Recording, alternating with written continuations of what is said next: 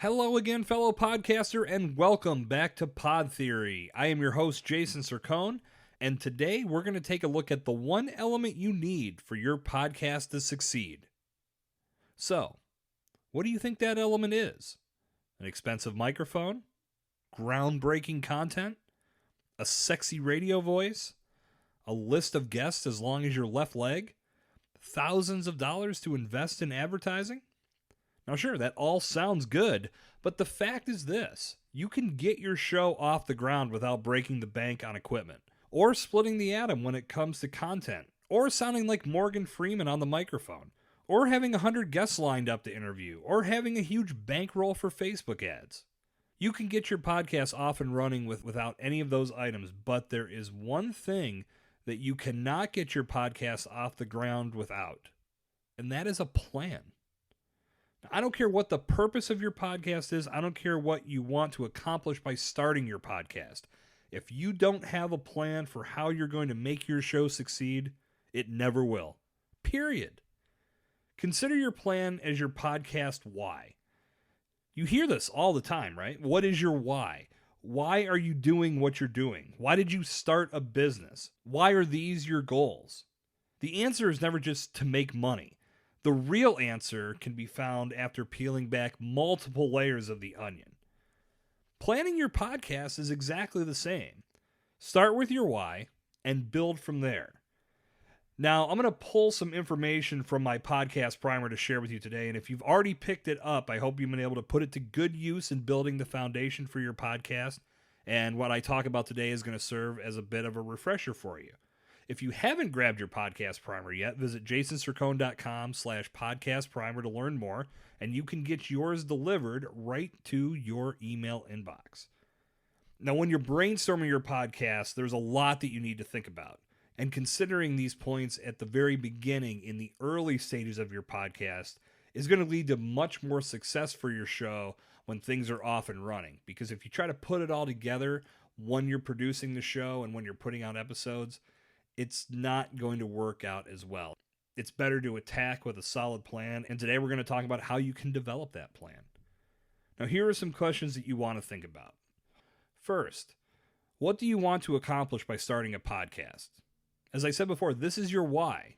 You want to do your podcast with purpose. And number two, how much time can you commit to your podcast each week? Now, there is no wrong answer to that question, so you have to be honest with yourself. But don't say that you only have 2 hours a week to commit to your podcast and then produce a show that's an hour and a half long, because it's going to take you that much time and then some to do the production behind that show. And before you know it, your 2 hours is tied up in production. You have no time to promote and market the show and do everything that you need to make the show take off. So really think about how much time you can devote and be honest, and that's what you'll want to structure the length of your podcast around. Number three, what is the name of your podcast? Now, again, that may seem like a no-brainer. Who's going to put a podcast out without a name? But you want to be deliberate in how you pick that name. You want to make sure that it hasn't been used on other podcasts or it isn't being used anywhere else on the internet. My rule of thumb with this is to jot down as many names as you can think of that you really, really love. Put some really outlandish names on the list as well. And really get creative with it, and then take each of those names and go to your podcast catcher of choice, whether it be Apple Podcasts, Spotify, Stitcher, Amazon, you name it. Do a search for that podcast, see if somebody else has already used that name. If it does not come up in your podcast catcher, go to Google and do a Google search on that podcast name. See if there's anything else out there like a YouTube channel or a blog or a Facebook community or a Facebook page, whatever. Just see if that name is truly available or if there's something out there. And if it's out there, the best way to approach it is to just go back to the drawing board, pick one of your other names. If there's something else is already out there, you don't want to confuse your audience. And as we talked about on an earlier episode, it's all about the listener. That's not just for the content you're producing, that's also for them finding your podcast. So if your podcast is next to somebody else's podcast with the same name, and it's something that hasn't been active for a long time, it could confuse your potential listener, and they're out the door, and they're on to another podcast. So really take some time to think about what you want to name it, do some research, make sure that it's out there and it's going to be original and fresh for your podcast. Number 4, how often will you publish new episodes of your podcast? Again, totally up to you.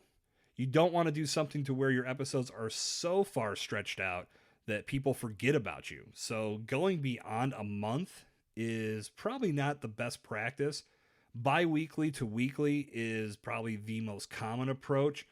I'm doing a daily podcast with Pod Theory.